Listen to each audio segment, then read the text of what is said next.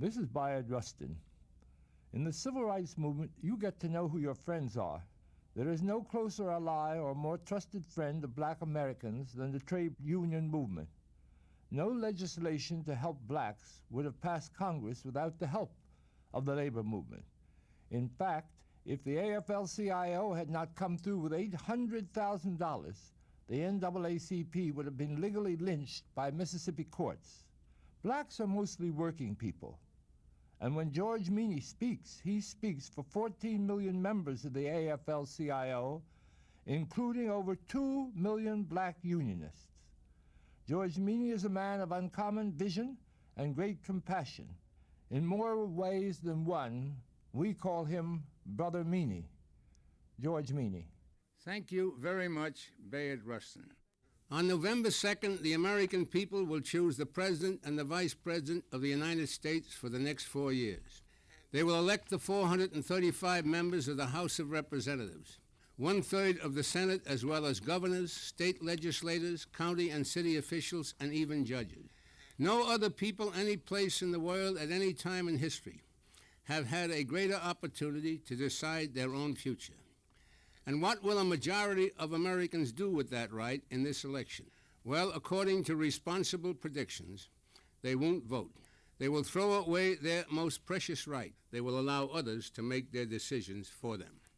According to a nationwide survey by Peter D. Hart Research Associates, a respected nonpartisan organization, as many as 70 million persons who are eligible to vote may not do so. This year, Mr. Hart reports, a majority of eligible American citizens may not vote. That would be a disaster, the worst calamity for American democracy in our 200 years. To us in the labor movement, the right to vote is the most precious of all rights. Voting is not only the highest privilege, but the highest responsibility of citizenship.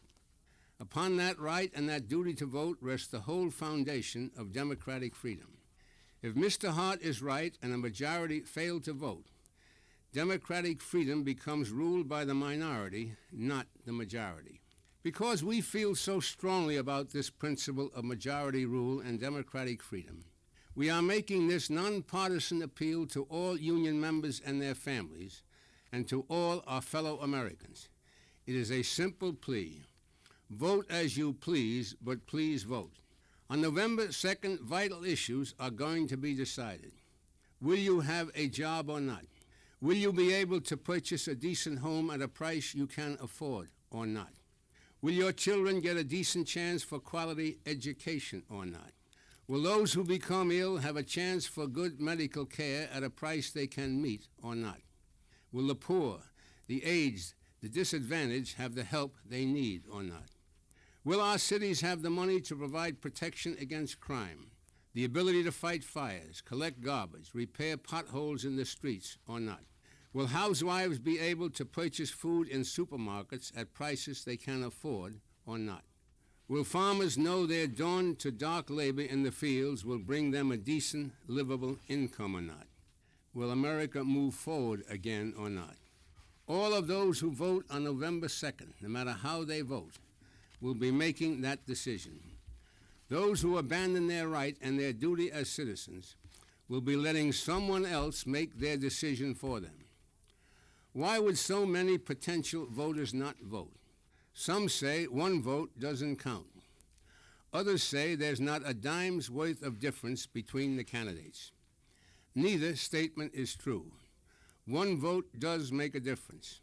In every election, scores of contests are decided by a handful of votes, and many by 1 or 2 votes.